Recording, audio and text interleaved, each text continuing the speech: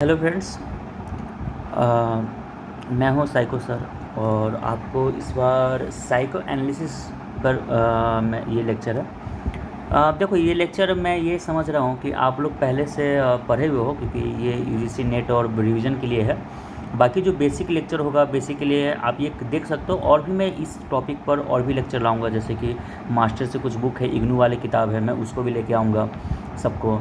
और यूपीएससी का भी जो सिलेबस है, तो यूपीएससी के अकॉर्डिंग भी क्या क्या कैसे कैसे डील करना है, मैं उसे भी लेकर आऊँगा कुछ दिनों में।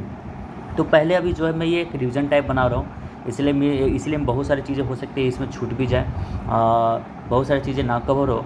लेकिन हाँ, आगे की टॉपिक जो मैं लाऊंगा, सब जो टॉपिक होंगी इस तरह से होगा कि आप अगर सारा साइकोलॉजी ये सब सारा वीडियो देखते हो तो आपको साइकोलॉजी में फिर ऐसा कुछ छूटेगा नहीं। ठीक है, चलो शुरू करते हैं। ये देखो, ये है आपका साइको एनालिसिस। अब साइको एनालिसिस जो है ना, ये एक अलग थॉट ऑफ स्कूल था जो कि सिगमंड फ्रायड ने ही बेसिकली दिया है ये। ठीक है, इनका ये एक सिगमंड फ्रायड हमारे यहाँ पर साइकोलॉजी में कुछ ऐसे, ये एक ऐसे साइकोलॉजिस्ट हैं जो देखा जाए तो सभी लोग इनका विरोध किए हैं। ठीक है, जो भी हमारे न्यू फ्रायड आ जाए, इनकी खुद की बेटी हो जाए, वो भी ठीक है, वो सभी ने इनका विरोध किया। तो बिना इनके थ्योरी को पढ़े हुए ना हम लोग साइकोलॉजी में आगे बढ़ ही नहीं सकते हैं। ठीक है, चाहे जिन्होंने विरोध किया हो, इनके बिना आप साइकोलॉजी बिल्कुल एक अधूरा है, यानी कि आप आगे बढ़ ही नहीं सकते हो। हर कोई इनके थ्योरी के बाद ही बढ़ता है। जैसे डिसऑर्डर हम लोग पढ़ेंगे ना, इनका थ्योरी बहुत ज़्यादा इंपॉर्टेंट होता है, चाहे कितना भी कोई विरोध करे, कितना भी इनके बातों को गलत बोले। लेकिन हाँ, फ्रायड ने जो थ्योरी दिया ना, ये एक कहा जाए तो एक मैं ऐसा मानता हूँ कि फ्रायड की थ्योरी है ना, ये साइकोलॉजी का सोल है बेसिकली। अगर बिना इनके थ्योरी के आप आगे बढ़ ही नहीं सकते हो यार। ठीक है ना, एबनॉर्मल साइकोलॉजी तो बिल्कुल नहीं बढ़ सकते हो। तो एक बहुत मेजर डेवलपमेंट इनका था। ठीक है, ये इनकी थ्योरी को पढ़ना बहुत मतलब अच्छे से पढ़ो। बहुत सारे बुक्स हैं आपके पास इनका। ठीक है ना, तो वो सब बुक्स आप इसको पढ़ सकते हो। ठीक है, तो अलग अलग किताब हैं, आप किसी भी किताब से पढ़ लो, कोई इशू नहीं है, तो उसको पढ़ो। ठीक है, चलो अब मैं इसको शुरू करता हूँ। ठीक है, देखो, सिगमंड फ्रायड है ना, Sigmund Freud is a father of psychoanalysis. ठीक है, तो ये हमारे फादर हैं साइकोएनालिसिस के, क्योंकि इन्होंने ये सबसे पहले फाउंड किया था। सिगमंड फ्रायड जो है ना, ये एक तरह से ये क्या करते थे कि ये काम करते थे कि हॉस्पिटल में थे, इन्होंने बहुत सारे, ठीक है ना, देखो इन्होंने कोई स्टडी नहीं किया है। ठीक है ना, इन्होंने कोई स्टडी नहीं किया। इन्होंने क्या किया ना कि बहुत सारे पेशेंट थे, सभी पेशेंट का इंटरव्यू लिया, सबका एक 400 या कितना, लगभग 1000 या 400 के अप्रोक्स सबका इंटरव्यू का कॉपी था, उस पर सबका एनालिसिस किया है। ठीक है ना, इसलिए साइको एनालिसिस इसका नाम है। ठीक है, उन्होंने एनालिसिस करके सभी बीमार व्यक्तियों का एनालिसिस किया, उसके बाद इन्होंने पूरा ये थ्योरी निकाला है। ठीक है, तो वही चीज़ है। तो साइको एनालिसिस तुम्हारा जो है ना, ये अप्रोच हमारा क्या है, ह्यूमन माइंड को, ठीक है, ह्यूमन माइंड को एक तरह से ये देखता है कि अंडरस्टैंड करता है कि किस तरह से है। ये एक तरह का टॉकिंग थेरेपी है। ठीक है, आपका बात करके किस तरह से आप काउंसलिंग कर सकते हो, तो टॉकिंग थेरेपी में इसको गिना जाता है। तो वो हमारा ये साइकोलॉजिकल फंक्शन को हमको देखता है। ठीक है, तो इस तरह से ये काम करता है। आगे देखो इसकी बात करेंगे हम लोग ना। देखो, साइको एनालिसिस जो है ना, साइको एनालिसिस हम लोग पहले बता दिए कि देखो टॉकिंग थेरेपी है ये हमारा।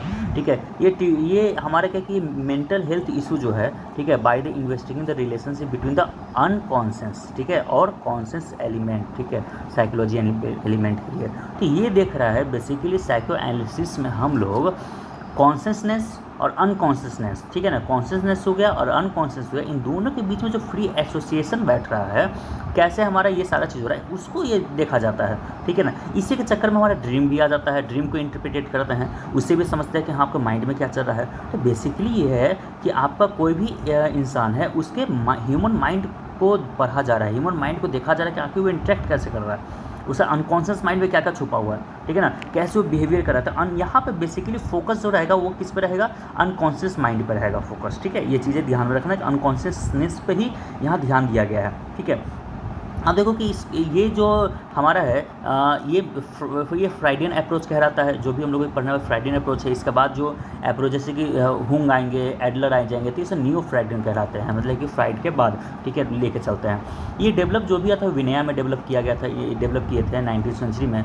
ठीक है, और ये डेवलप किया था इन्होंने, ये जो भी ये psycho analytic school of model इन्होंने दिया, और इसी को हम लोग आगे लेके चले। फिर जूंग आ गए हैं, फिर उसके बाद और भी हमारे साइकोएनालिसिस आए, तो वो सब आगे लेके बढ़ते हैं। ठीक है, तो ये हमारा ये सिगमंड फ्राइड है। सिगमंड फ्राइड का जो जन्म हुआ था वो ऑस्ट्रिया में हुआ था, ठीक है। ऑस्ट्रेलिया मत समझना, ऑस्ट्रिया है वहाँ पर, छोटा सा देश है, तो ऑस्ट्रिया में हुआ था। और इनका पूरा लाइफ जो था विनया में ही गुजरा हुआ है, ठीक है। इन्होंने ये मेडिकल स्कूल में जाते हैं, वहाँ पर न्यूरोलॉजिस्ट की तरह ट्रेन लेते हैं, ठीक है, मेडिकल डिग्री लेते हैं, और 81 में मेडिकल डिग्री होता है। फिर इनका ग्रेजुएशन करते हैं, फिर ये प्राइवेट प्रैक्टिस भी स्टार्ट कर देते हैं। अब पेशेंट को फिर ट्रीट भी करना लगता है विद द साइकोलॉजिकल डिसऑर्डर। देखो यहीं से इनका शुरुआत होता है, साइकोलॉजिकल डिसऑर्डर के अकॉर्डिंग इन्होंने ये क्या करता है, सबको ट्रीट करने लगते हैं, ठीक है। इनके जो कलीग होते हैं, ठीक है, कलीग होता है जोसेफ ब्रुअर होते हैं, तो ये कुछ पेशेंट का एक्सपीरियंस था, ठीक है, क्या कि इनका देखो क्या है ना कि इन्होंने क्या फाउंड किया है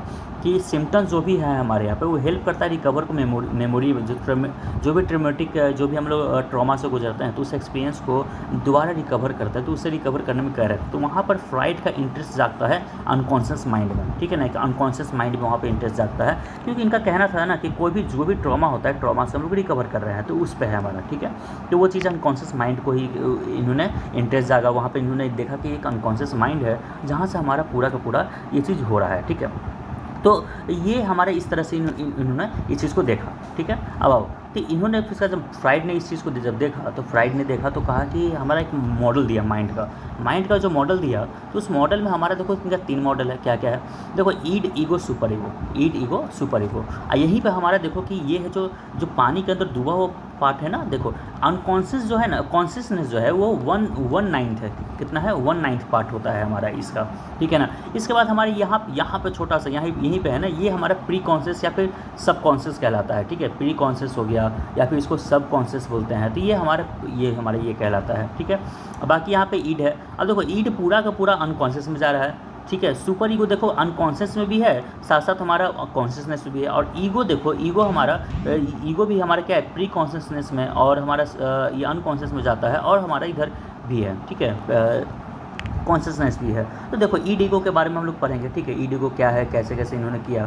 तो देखो कॉन्शियसनेस हमारा इसमें पहले आते हैं, तो कॉन्शियसनेस जो है ना, ये हाउसिंग, ठीक है, ये करंट थॉट के बारे में डिस्कशन करता है। जैसे कि विलियम वुंड में हम लोग पढ़े थे, स्ट्रक्चरलिज्म में देखे थे कि किस तरह से कॉन्शियसनेस में हमारा रहती है, जो भी करंट फीलिंग है आपका, जो भी परसेप्चुअल थॉट है, ठीक है, तो ये करंट थॉट को डील करता है। कौन करता है, कॉन्शियसनेस, ठीक है। करंट जो भी आप, जैसे कि मैं अभी पढ़ा रहा हूँ, आप सुन रहे हैं, तो उसको ये डील करेगा। प्री कॉन्शियसनेस जो होता है ना, ये इसको सब कॉन्शियस भी बोला जाता है। ये एवरीथिंग जो भी हम लोग रिकॉल करते हैं, रिट्राइव करते हैं मेमोरी से, तो वो वहाँ पर ये रहता है, यानी कि हल्का सा ये यहाँ के बाद यहाँ जाता है, ठीक है ना। अनकॉन्शियस से हम लोग जाते हैं सबकॉन्शियस में, तो वहाँ पे जाता है, ठीक है। जो भी हम लोग याद करते हैं, कहाँ थोड़ा दिन पहले ये देखे थे, वो देखे थे, तो ये वहाँ पर माइंड है। लेकिन अब आते हैं अनकॉन्शियस है। तो अनकॉन्शियस जो है ना, डीपेस्ट लेवल है, ये एक तरह से ये तुम्हारा अंधेरा रूम है, उस अंधेरे रूम में हमारा माइंड का सारा चीज़ आ रहा है, ठीक है। तो वहाँ पर जाने ये अपने आप बाहर निकलेगा, ड्रीम के थ्रू निकलेगा, स्लिप ऑफ टंग के थ्रू निकलेगा, ठीक है। तो इसके अकॉर्डिंग ये तुम्हारा जो भी डिज़ायर होता है, जो तुम्हारा फुलफिल नहीं होता है, वो सब सारे अनकॉन्शियस जाता है। अब फाइनली क्या होता है, क्योंकि देखो कोई भी रूम है, किसी भी रूम में तुम स्टोर रूम में कितना सामान रखोगे, सामान रखते रखते फुल हो जाएगा। तो अनकॉन्शियस भी क्या है ना, कि ऐसा नहीं कि अनकॉन्शियस का ये अनलिमिटेड है, तुम जितना चाहे डालते जाओ, ऐसा नहीं है, ठीक है ना। ये अंदर जाएगा तो कुछ चीज़ों को बाहर भी निकालेगा, ताकि कुछ स्पेस वहाँ खाली रहे, ताकि दूसरा चीज़ आ सके। अब वो कैसे निकलेगा, वो तुम्हारा डेली लाइफ का जो एक्टिविटी होता है ना, अनजाने में कुछ गलतियाँ करते हो, जैसे कुछ चीज़ें फॉरगेटिंग का है प्रिंसिपल दिया गया था, तो उस पर भी हमारा फ्राइड ने कहा कि ये अनकॉन्शियस माइंड ही कराता है। तुम्हारा ड्रीम का थ्योरी दिया गया, ड्रीम को इंटरप्रिटेट करेंगे तो हम लोग ड्रीम भी बताया गया कि ये भी हमारा ड्रीम जो होता है नहीं, अनकॉन्शियस माइंड ही खेलता है, ठीक है। तो जो भी डिज़ायर हम लोग पूरा नहीं कर सकते हैं, वो सारा का सारा अनकॉन्शियस माइंड में चला जाता है। और उसके बाद वो ड्रीम के अकॉर्डिंग या फिर हमारा स्लिप ऑफ टंग के अकॉर्डिंग ये हमारे का तो बाहर निकलती है, ठीक है, इन चीज़ों को। तो इन्होंने ये बताया था फ्राइड ने, ठीक है। तो फ्राइड ने वो चीज़ बताया था। अब ईड ईगो, सुपर ईगो की बात करेंगे। देखो ईड जो है ना, ईड मतलब जिद, आपका जिद है कि मुझे बचपन में जो जिद, ये बाय बर्थ हमारा निकल के सामने आता है, ठीक है। ये सिर्फ अनकॉन्शियस लेवल पे ही होता है। देखो साफ साफ लिखा हुआ है, अनकॉन्शियस लेवल पे होता है। ये इंस्टिंक्ट टू सर्वाइव है, यानी कि इरोज है ये, ठीक है ना, इरोज है। तो इंस्टिंक्ट टू सर्वाइव है, सर्वाइवल के लिए बोलेगा भैया हमको ये चीज़ चाहिए तो चाहिए। और साथ साथ यहाँ पर हमारा ये तुम्हारा थैनोस्टोस है, यानी कि डिस्ट्रॉय है, ये भी तुम्हारा देखने को मिलता है, ठीक है। ईगो जो है ना, ईगो तुम्हारा इन्फेंसी से हमारा डेवलप इन्फेंसी में होता है, ठीक है। और ये तुम्हारा चेक करता है ईड को, कि ईड तुम जो भी डिमांड कर रहे हो सही कर रहे हो कि नहीं कर रहे हो, ठीक है ना। और उनके चीज़ों बेसिकली देखो ईगो क्या करता है ना, ईगो हमारा ये इंटरमीडिएटर का काम करता है। ये सुपर ईगो और ये ईड दोनों के बीच में ना सॉल्यूशन को निकालता है, ठीक है, ईगो को, इस चीज़ को ध्यान में रखना, ठीक है। और सुपर ईगो है ना, सुपर ईगो तुम्हारा रिस्पॉन्सिबिलिटी की बात करेगा, ये मोरल इशू की बात करेगा, ठीक है, मोरल इशू हो गया, सोशल नॉर्म्स हो गया, सोशल नॉर्म्स की बात करेगा। चलो एक एग्जांपल हम लेते हैं, ठीक है। एक बच्चा है, ठीक है, एक बच्चा कहता है कि मुझे भाई बाइक चलानी है 120 की स्पीड में, ठीक है ना, 150 की स्पीड में, मेरे पास एकदम सुपर बाइक है, मुझे इस स्पीड में चलानी है। तो अब कहता है कि देखो भाई, ये सुपर ईगो कहता है कि अगर तुम चलाओगे, ठीक है, अगर तुम चलाते हो तो तुम रोड पे एक्सीडेंट होगा तुम्हारा, ठीक है, तुम्हारा तो हड्डी टूटेगा, साथ साथ तुम जिस तरह से तुम चलाओगे तो आसपास वाले लोग भी, वो भी डिस्टर्ब होंगे, उनको भी एक्सीडेंट हो सकता है। तो एक तरह से तुम्हारा क्या सोशल रिस्पॉन्सिबिलिटी बनता है, तो तुम ऐसा ना करो। अब बच्चा में देखो, बच्चे अगर बच्चे में, ठीक है ना, ईड भी बहुत ज़्यादा है और सुपर ईगो भी बहुत ज़्यादा है, तो कॉन्फ्लिक्ट बेचारे के अंदर कॉन्फ्लिक्ट आ जाएगा। और जब कॉन्फ्लिक्ट में फंस जाएगा तो समझ में नहीं आएगा कि हम करें तो करें क्या। अगर सुपर ईगो बहुत कम होगा तो सुपर ईगो देखते हो, जिसका सुपर ईगो कम होता है ना, वो लहरिया कट मारते रहते हैं, ठीक है, और खुद तो मरते हैं, दूसरों को भी लेकर डूबते हैं, ठीक है। तो वो लहरिया कट डालते हैं, उनके पास ईड बहुत ज़्यादा है, सुपर ईगो बहुत ही ज़्यादा कम होता है। जिनके पास दोनों बराबर रूप से है, जो भी है, ठीक है, कॉन्फ्लिक्ट उनके बीच में बचता है। अब होता है कि ईगो क्या करता है, ठीक है ना, अब ईगो यहाँ पर आता है, ईगो का मेजर रोल होता है। ईगो कहता है कि ठीक है, तुमको बाइक चलानी है, फुल स्पीड में चलाओ, मना नहीं है, लेकिन यहाँ मत चलाओ, चलते हैं हाईवे पे, जहाँ पे पूरा खाली रोड है, ठीक है, जाओ वहाँ पर पूरा एकदम 8 लेन 4 लेन है, पूरा लंबा रोड है, जाकर वहाँ चलाओ। बट एक और कंडीशन है, तुम सेफ्टी, जो भी सेफ्टी मेजरमेंट है उसको साथ में लेकर चलो, हेलमेट पहन लो, ठीक है, और एल्बो पे जो आता है सेफ्टी गार्ड आता है, सारा चीज़ पहन लो। अब पहनने के बाद तुम चलाओ वहाँ पर रोड खाली भी है, ठीक है। तो ईड क्या कह रहा था कि मुझे बाइक चलानी है, ठीक है, वहाँ पे सुपर ईगो कहा कि भैया तुम नहीं चला सकते हो, क्योंकि तुम चलाओगे तो तुम्हारा वहाँ से दिक्कत होगा। सुपर ईगो वहाँ पे कुछ कंडीशन रखकर इसको कहा कि ठीक है, तुम ऐसा काम करो, ऐसा तुमको चलाना है, तुम चला सकते हो। मोरल को बोला कि तुम यही चाहते हो कि ना ये सेफ़ रहे, बोला कि हम चाहते हैं कि ये सेफ़ रहे और बाकी लोग भी सेफ़ रहें, ठीक है। तो दोनों के ध्यान में रखते हुए हमारा जो ईगो होता है ना, वो काम यहाँ पर कर देता है। बस यही एक इशू है, ठीक है। तो ये है, समझ में आ गया होगा, ठीक है। तो वही हमारा यहाँ पर देखने को मिलता है, ठीक है। अब चलो, मैं सारे पीडीएफ आपको टेलीग्राम चैनल पे डाल दिया है, ठीक है, आप जाओ वहाँ पे डाउनलोड करो, टेलीग्राम चैनल पे साइकोएनालिसिस का ये पीडीएफ है, ठीक है, वो मैंने डाल दिया है, ठीक है। तो वो चीज़ आप वहाँ से पढ़ लेना, ठीक है। चलो, बाकी आप इग्नू का मटेरियल भी रिफ़र कर सकते हो चाहो तो। अब चलो, अब यहाँ पे है, देखो ईड ईगो का मैंने पहले बता दिया, अभी जस्ट बताया कि क्या क्या है। तो ये हमारे वही है, तुम्हारा बता रहा है, इसमें दो इंस्टिक्ट आते हैं, इरोज आता है और दूसरा थैनोस्ट आता है। यानी कि ये तुम्हारा इरोज जो होता है लाइफ इंस्टिक्ट है, इसको डेथ इंस्टिक्ट बोलते हैं। ये डिस्ट्रॉयर हो जाता है। इरोज तुम्हारा है, ये लव यानी कि कैसे आप रह रहे हो, ठीक है ना, में कि बताता है आपको इसके पीछे, ठीक है। तो वो है, तो इरोज हमारा लव बताता है। ईगो आता है, ईगो क्या करता है, फ़िल्टर करता है, ठीक है। सो अभी बताया मैंने कि फ़िल्टर करता है, ये सॉल्यूशन की बात करता है, ठीक है। तो वो चीज़ें हैं, ठीक है। इन्फ्लुएंस ज़्यादा। सुपर ईगो बताया कि मोरल रिस्पॉन्सिबिलिटी की बात करता है, ये कॉन्सनेस जाता है। तो ये मोरली जो भी रहा, सोशली जो भी रहा, उसको एक्सेप्टेबल वे में बताता है, ठीक है। वो चीज़ें मैंने बताया। अब देखो, अब हमारे अंदर कुछ डिज़ायर आता है, ठीक है। अब जैसे कि बहुत सारे डिज़ायर हैं। फ्राइड के थ्योरी में जाओगे तो बहुत सारे ऐसे बात अभी बोलना पड़ेगा मुझे कि आप लोग कहो कि क्या इसकी सोच है, ठीक है ना। अब चलो, यहाँ पे क्या होता है ना कि चलो, यहाँ पर अब ईगो डिफेंस मैकेनिज्म की ज़रूरत क्यों पड़ती है, इसको ईगो डिफेंस मैकेनिज्म भी बोला जाता है, ठीक है ना। तो ईगो डिफेंस मैकेनिज्म है, तो आखिर इसकी ज़रूरत क्यों पड़ी है ईगो डिफेंस की। देखो, हमारे अंदर कुछ डिज़ायर होता है, ठीक है, उस डिज़ायर को हम लोग पूरा नहीं करते सोशली वे में, ठीक है। अब देखो, जैसे कि मानते हैं कि कोई एक लेडी है और उसके पास कोई बच्चा नहीं है, ठीक है, उसके पास कोई बच्चा नहीं है और वो बच्चे के लिए काफ़ी प्रेरित है, ठीक है। तो अब क्या करेगी वो किसी के बच्चे को चोरी तो नहीं कर सकती, ठीक है ना। ऐसे लोग करते हैं कुछ लोग, लेकिन चोरी तो नहीं कर सकते, क्यों? क्योंकि उसका जो ये हमारा सुपर ईगो है, सुपर ईगो उसकी इजाज़त नहीं देता है, ठीक है। तो वो करे क्या, ठीक है। तो अब क्योंकि इसको अब क्या है कि उसको मातृ प्रेम चाहिए, क्योंकि इसका कोई बच्चा है नहीं, तो इसको क्या है कि इसको माँ बनना है, ठीक है ना, इसको मातृ प्रेम करना है। तो अब क्या करेगी, तो ये क्या करती है ना, यहाँ पर अब देखो सारे डिज़ायर को, ठीक है, वो किसी बच्चे को देख ली, ठीक है, अब वो किसी बच्चे को देखी, उसके अंदर वो जागा, तो क्या करे बेचारी। तो ये अब आएगी सोशली एक्सेप्टेबल वे में, यानी कि उस डिज़ायर को, ठीक है ना, किसी बच्चे को देखी, कहीं लाओ बच्चा को हम अपने पास रख लें, तो वो डिज़ायर को कहीं ना कहीं ये क्या करेगी, सप्रेस करेगी और सोशली एक्सेप्टेबल वे में उस डिज़ायर को पूरा करेगी। क्या करेगी, एक अनाथालय खोल देगी, ठीक है, अनाथालय खोल दी। वहाँ पर क्या है, अनाथालय खोल दी, बहुत सारे बच्चे आ गए, अब सबका ध्यान रख रही है वो।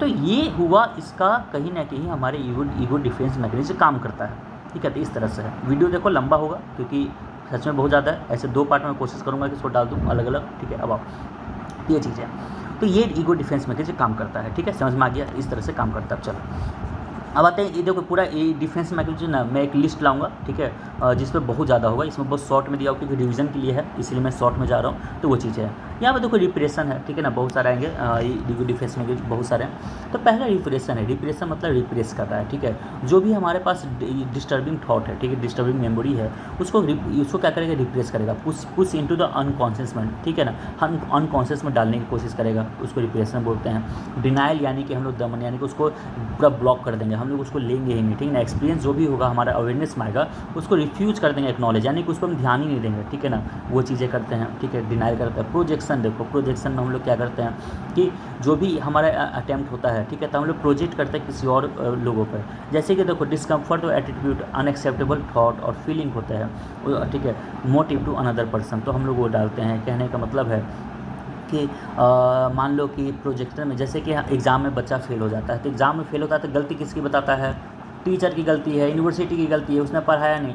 अपना नहीं बोलना है कि हाँ मैंने पढ़ा नहीं, तो अपनी गलती को किसी और पे डाल देना, इसी को बोलते हैं प्रोजेक्शन, ठीक है। डिस्प्लेसमेंट क्या होता है, डिस्प्लेसमेंट पे हम लोग देखो, डिस्प्लेसमेंट में होता ये है कि अनकॉन्शियस जो भी इम्पल्स आता है, एक्टिंग करता है हमारे यहाँ पर, वो सोशली एक्सेप्टेबल अनएक्सेप्टेबल वे में होता है, ठीक है। जो जैसे कि देखो एग्जांपल दिया, एक्सप्रेसिंग द एंगर और your feeling on the boss, तो आप सीधा किस पर जाएंगे, आप जाएंगे सीधे अपनी वाइफ पे करेंगे, तो ये डिस्प्लेस हो रहा है, एक जगह से दूसरी जगह जा रहा है, डिप्लेस हो रहा है। तो इसमें क्या है कि बॉस का जो बॉस ने आपको डांटा, अब क्या है कि बॉस को तो आप डांट नहीं सकते हो, बॉस को तो गाली भी नहीं उसको मुंह पे दे सकते हो, क्या करो, आए घर पे गुस्सा हो, क्या करोगे, आपके वाइफ हैं, बच्चे हैं, उस पर जाकर गुस्सा उतार दिया, तो कहीं का गुस्सा कहीं और उतारना, ठीक है ना। तो कहीं का गुस्सा कहीं और उतारना, इसका एग्जांपल बहुत अच्छा सेट होता है, कहीं का गुस्सा कहीं और उतारना, तो आप लोग इसको लिख सकते हो, ठीक है ना, कि कहीं का गुस्सा कहीं और उतार दिया है, तो उसी को बोलते हैं डिस्प्लेसमेंट, डिस्प्लेस हो गया।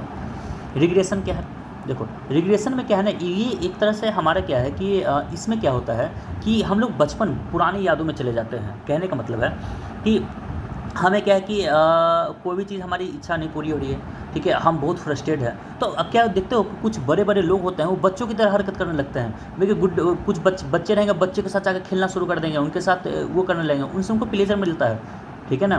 तो ये चीज़ें यहाँ पर दिखाई देती है, तो वही है हमारे यहाँ पर ईगो डिफेंस मैकेनिज्म। ये क्या करता है ना कि जो भी एडल्ट में ट्रॉमा आते हैं, ठीक है, उसको यंग चाइल्ड की तरह वो दिखता है, ठीक है, तो वो चीज़ें यानी कि रिग्रेशन कर रहा है, वो एकदम बिल्कुल यंग चाइल्ड की तरह बिहेव करने लगेगा, ठीक है, गुड्डा गुड़िया के साथ थोड़ा खेलना, ऐसे मस्ती, वो बचपन वाली हरकतें इसकी शुरू होगी, तो यहाँ पर ये चीज़ें होती हैं, ठीक है। वो सब्लिमेशन क्या है, सब्लिमेशन में यहाँ पर दिखाया गया है, जो इसमें सब्लिमेशन में क्या करता है, इसको एक पॉजिटिव रोल में दिखाया गया है, ठीक है। मान लो कि कोई डिज़ायर आपका पूरा नहीं होता है, ठीक है, तो उस डिज़ायर को क्या करेगा ना, किसी और चीज़ में लेके इन्वेस्ट कर देगा, ठीक है। अब जैसे कि देखते हो कि ये बहुत एक शादी में ज़रूर आना मूवी है, ठीक है ना, या फिर बहुत ज़्यादा है कि जिसका दिल टूटता है वो यूपीएससी क्रैक करता है, ठीक है ना, ऐसा सुनने को मिला हुआ है, ठीक है। तो ये चीज़ें जो है ना, क्या हुआ, दिल टूटा, वो गुस्सा था, गर्लफ्रेंड वाला गुस्सा था, वो सारा चीज़ उसको वो एम किधर कर दिया, एक पॉजिटिव साइड में एम कर दिया, ठीक है, किधर, यूपीएससी के साइड वो पढ़ना शुरू किया। तो वहाँ पे पढ़ना शुरू किया तो क्या हो गया, तो वो जो पॉजिटिव वे में किया जिसको सब्लिमेट कर दिया है, ठीक है, उसको सब्लिमेट यानी कि ट्रांसफॉर्म, एनर्जी जो था ना, एनर्जी ट्रांसफॉर्म कर गया, ठीक है। फिजिक्स में हम लोग पढ़े हैं ना, सब्लिमेशन, एनर्जी ट्रांसफॉर्म हो रही है, ठीक है, तो वही चीज़ यहाँ पर हो रहा है, ठीक है। यहाँ पे जो गुस्सा था, गर्लफ्रेंड ब्रेकअप हुआ, गर्लफ्रेंड के तीर जो गुस्सा था, जो उसका एक फीलिंग था, वो सारा चीज़ एम किधर चला गया, पूरा पढ़ाई में। अब पढ़ाई में यूपीएससी क्रैक किया, तो वही है, दिल टूटा तो यूपीएससी कर बैठे, सब यही देखते कि सब बिहारी का वही है, ठीक है। शादी में जरूर आना इस मूवी में बहुत अच्छे से दिखाया गया है। और अभी खैर तो आप देख ही रहे हैं कि ज्योति मौर्य का जो केस हुआ है, तो उसमें आप देखेंगे उनके हस्बैंड बोले कि अब मैं भी यूपीएससी करूँगा।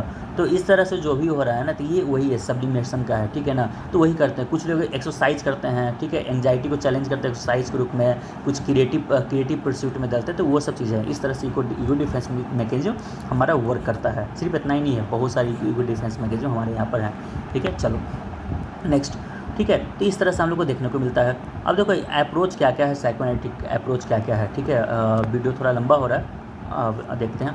तो देखो अप्रोचेस में है ना, अप्रोचेस में यहाँ पर तुम्हारा है साइकोएनालिटिक अप्रोच है, तो देखो फोकस जो रहता है हम लोग का, तो फोकस जो है हम लोग का, तो वो साइकोलॉजी का जो है ये आपका किस पे, अनकॉन्शियस माइंड को ही देखना है। अनकॉन्शियस माइंड जो है ना वो किस तरह से हमारा कॉन्शियस प्रोसेस को गवर्न करता है, तो ये चीज़ें हम देखते हैं, ठीक है ना। तो ये चीज़ें है हमारे यहाँ पर, तो वही चीज़ें डिटरमाइन करेगा कि अनकॉन्शियस फोर्स होता है किस तरह से ह्यूमन बिहेवियर को ड्राइव करता है, ठीक है। तो वो चीज़ें यहाँ पर देखने को मिलेगा। तो ये चीज़ें यहाँ पर हम लोग इसमें साइकोएनालिसिस अप्रोच में देखते हैं, ठीक है। अब यहाँ पे कुछ हमारे पास टेक्निक है, ठीक है, टेक्निक है। तो टेक्निक में हम लोग देखते हैं कि क्या क्या टेक्निक है हमारे पास। तो यहाँ पर 4 आइडिया बेसिकली अप्रोच को लाया गया है। पहला क्या है, इंटरप्रिटेशन का है, ठीक है। इंटरप्रिटेशन में हम लोग देखेंगे, इंटरप्रिटेशन में हम लोग इंटरप्रिटेशन में कर क्या रहा है, ठीक। तो इंटरप्रिटेशन में देखोगे कि इंटरप्रिटेशन में क्या क्या कर रहा है कि पहला क्या है, क्लैरिफिकेशन कर रहा है, पहला क्लियर करेगा कि हाँ आप देखो कि आपके अंदर जो भी चीज़ें दिखाई दे रही हैं वो क्यों दिखाई दे रही हैं, कैसे दिखाई दे रही है, वो चीज़ें बात करेगा। फिर कन्फ्रंटेशन करेगा कि हाँ उसको नॉन वर्बल रूप में अवेयर करेगा, ठीक है। और फिर बाद में इंटरप्रिटेशन करेगा, ये चीज़ें हैं, ठीक है। तो वो चीज़ें हैं। अब उसके बाद हमारा देखते हैं कि ट्रांसफर एनालिसिस है, तो वो देखता है। तो पहले ट्रांसफरेंस करेगा, ठीक है, रिपीटेशन करेगा, जो भी पास्ट एक्सपीरियंस है तो अनकॉन्शियस बार बार उसको खोले देगा, ठीक है, बार बार उसको रिपीटेशन करवाएगा। फिर उसके बाद इंटरप्रिटेट करेगा और उसको बताएगा कि देखो तुम्हारा एक्चुअल में क्या है, ठीक है, वो चीज़ें बताती हैं। फिर आता है तुम्हारा न्यूट्रलिटी आता है, तो ये एक साइड नहीं लेगा कि आप क्या करो, देखिए उनका क्लाइंट जो भी बिहेव कर रहा है, ठीक है ना, उसका साइड नहीं लगा, हाँ तुम सही कह रहे हो, ऐसा कुछ भी नहीं है, ठीक है, या गलत कह रहे हो, कुछ समझाने की कोशिश नहीं करेगा। बेसिकली वो जो भी बोलेगा सुन लेंगे शांति से, हम कोई सपोर्ट नहीं करेंगे, कोई बिल्कुल न्यूट्रल रहेंगे उनके साइड पर, ठीक है ना, बिल्कुल। बस उनके जैसे ही वो कोई बात ख़त्म करेंगे उसके बाद हम उनकी चीज़ों को बताकर उनको उनका सेल्फ हमको दिखाने की कोशिश करेंगे, सेल्फ मिरर उनका दिखाने की कोशिश करेंगे कि आप देखिए बेसिकली आपका पर्सनालिटी कैसा हो गया है, ठीक है ना, आप क्या सोच रहे हो, ये हमारा न्यूट्रलिटी बताता है, ठीक है।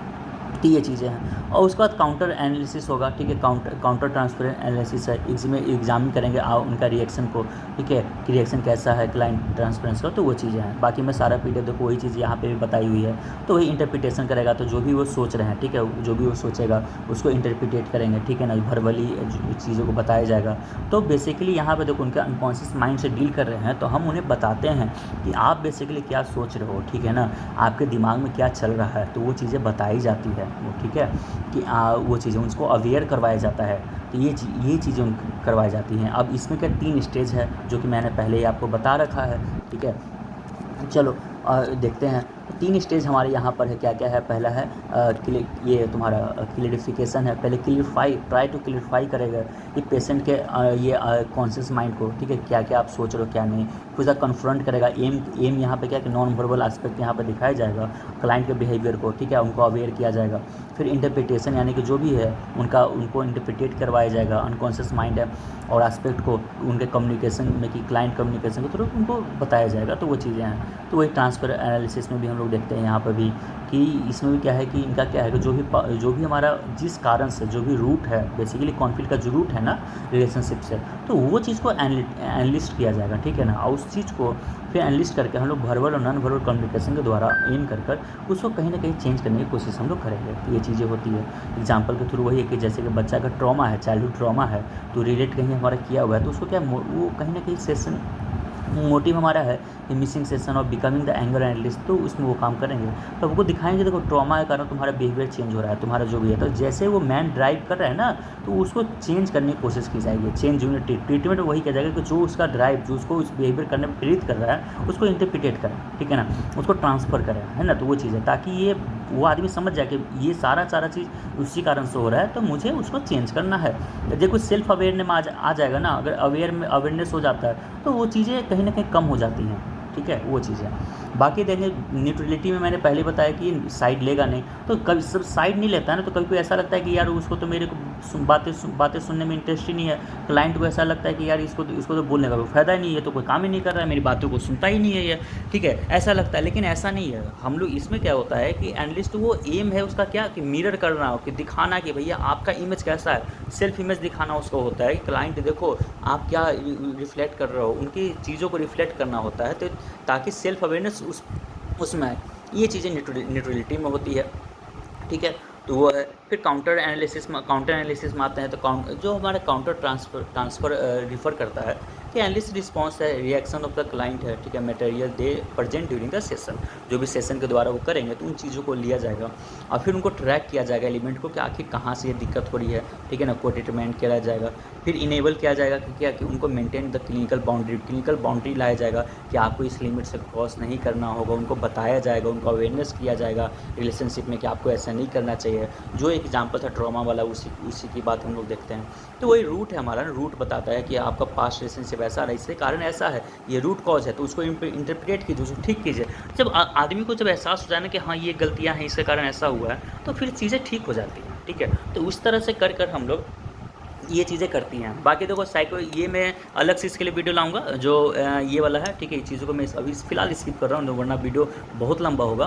तो ये psycho dynamic versus psycho analytic है, ये पीडीएफ में आप लोग पढ़ लेना। फिर यहाँ पर देखो साइको एनालिसिस वर्सेस साइकोथेरेपी है, पढ़ लेना। बाकी आते हैं कि हम लोग बात करते हैं कि देखो कुछ हमारे पास फ्राइड का कुछ टेस्ट है, ठीक है ना, कुछ टेस्ट है कैसे वो मेजर करता है। तो उस टेस्ट में देखो इसमें बहुत सारा पर्सनालिटी स्टाइल टेस्ट आता है, ठीक है ना, बहुत सारे हैं। तो फ्राइड में पर्सनालिटी, इसमें क्या करते हैं, फ्राइड का जो स्टाइल टेस्ट है इसमें इंडिविजुअल डिफरेंस रिसर्च लैब में ये सब सारा काम किया गया, ये वो चीज़ें हैं। देखो 48 आइटम्स है, ठीक है। 5 पॉइंट स्केल हमारा आता है, 5 पॉइंट लिखित स्केल कह लो, वो जो भी होगा तो वो है, जिसमें 100 से 10% अक्रॉस होते हैं। 8 पर्सनालिटी टाइप हमारे यहाँ पर दिया गया। ओरल है, ओरल रिसेप्टिव है, फिर ओरल तुम्हारा एग्रेसिव है, एनएल एक्सक्लूसिव है, एनएल रिटेंसिव है।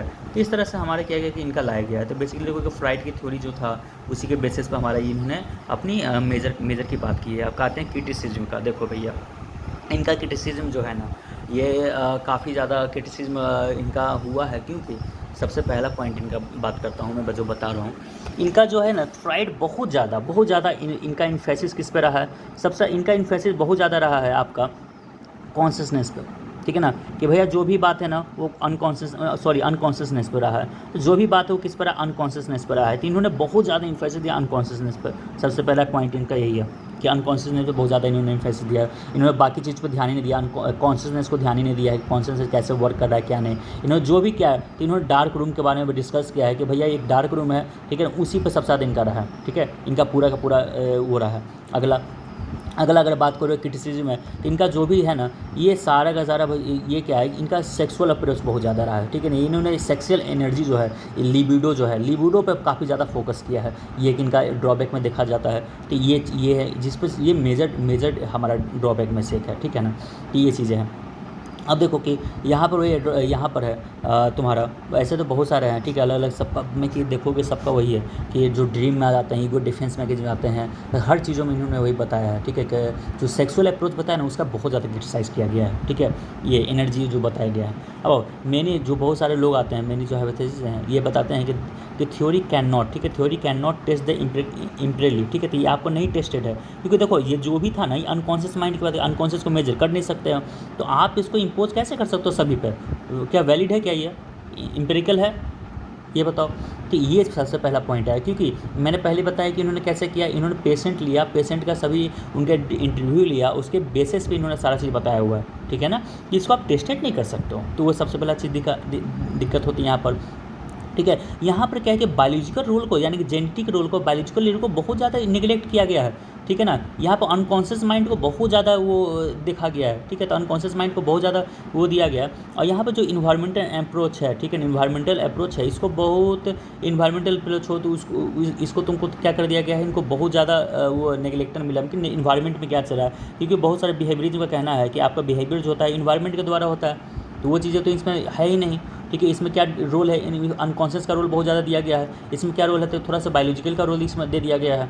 तो भैया इन्वायरमेंट का कोई रोल नहीं है क्या, एक्सटर्नल है कि इसमें जो भी है ना एक्सटर्नल फीचर का रोल ही नहीं दिया गया, सीधा बता रहा अनकॉन्शियस माइंड इसमें तो कॉन्शियस माइंड का भी जिक्र नहीं किया गया है। तो ये बहुत बड़ा ड्रॉबैक रहा। फिर इनका जो रूट है ना, वो सारा का सारा जो भी आइडिया है, ठीक है ना, जो भी आइडिया है वो एक सेक्सियस्ट, यानी कि सेक्स के अकॉर्डिंग जा रहा है, सारा सेक्स आइडिया सेक्स डिज़ायर के रूप में गया हुआ है। ये थ्योरी कहीं ना कहीं वो लगा लोगों को, ठीक है। तो ये चीज़ें हैं। तो ये अनसपोर्टेड किया क्रॉस कल्चर में जाओगे तो ये अनसपोर्टेड है, ठीक है। ये बिल्कुल है कि ऐसा थोड़ी है कि क्रॉस कल्चर में कि दूसरे कल्चर में जाओगे तो वहाँ तो ऐसा कुछ भी नहीं है। तो क्रॉस कल्चर चेकिंग नहीं यहाँ पर दिया गया है, ठीक है। तो वो चीज़ें हैं।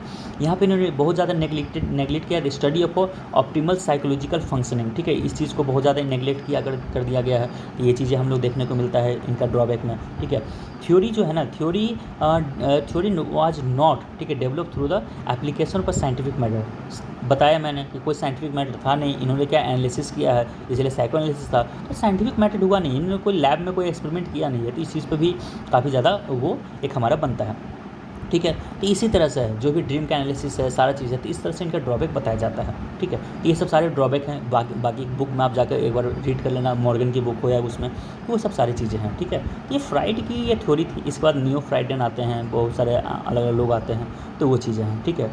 तो बाकी ये है। बाकी अगर कोई भी डाउट होगा मैं और भी वीडियो लाऊंगा, अलग अलग करके एक पहले रिवीजन टाइप में बना दे रहा हूँ, शॉर्ट रिवीजन टाइप आप लोगों के लिए, कि शॉर्ट में रिवीजन हो जाए, जो भी आपको पढ़े लिखे हैं वो चीज़ याद आ जाए। बाकी उन लोगों के लिए जो कि स्टार्ट करेंगे साइकोलॉजी, उनके लिए मैं अलग से इग्नू के नोट्स और उस पर मैं पढ़ाऊँगा पूरा चीज़ें, ठीक है ना। यूपीएससी वालों को भी मैं जीरो लेवल से ही शुरू करूँगा, यूपीएससी के लिए भी। तो वो चीज़ें हैं। बाकी मेरे चैनल के साथ बने रहो, सब्सक्राइब कर दो। कॉमरेड एकेडमी के नाम से मेरा चैनल है, और मैं हूँ साइको सर, ठीक है। कुछ दिन में साइको सर भी आप सर्च करोगे तो आ जाएगा। तो वो चीज़ें हैं। बाकी हाँ, जैसा लगे आप फीडबैक दे सकते हो, बिल्कुल फ्री हो, और कमेंट कर सकते हो। कुछ भी पूछना हो तो मेरा इंस्टाग्राम चैनल भी, वहाँ इंस्टाग्राम पे भी मैंने मेरा है, तो इंस्टाग्राम आप लिंक मैंने दे रखा है उसमें, और टेलीग्राम का भी लिंक दे रखा है, तो आप उस पर जाए और बाकायदा इसमें करें। Thank you.